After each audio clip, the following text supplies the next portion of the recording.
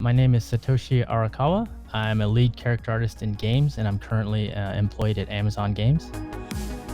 Coming from a completely different industry, I kind of got into the game a little late. So I know a lot of people freak out about that as well. If they're, a little bit older than like a fresh college student, they're probably concerned about, am I too old to do this? And I don't think you're ever too old. I think there's a lot of elements to getting your first job. It's not just the art, connections, luck, and timing is a lot of it.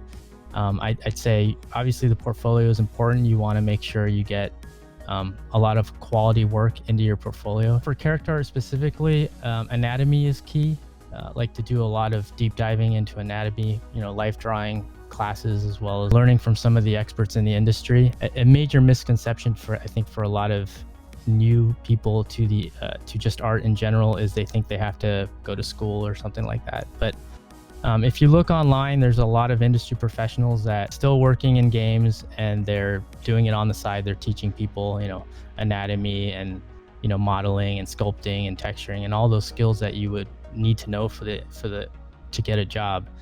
You don't necessarily need to go to a school for that. When you're thinking about getting into games, you're kind of thinking about like what kind of role you want.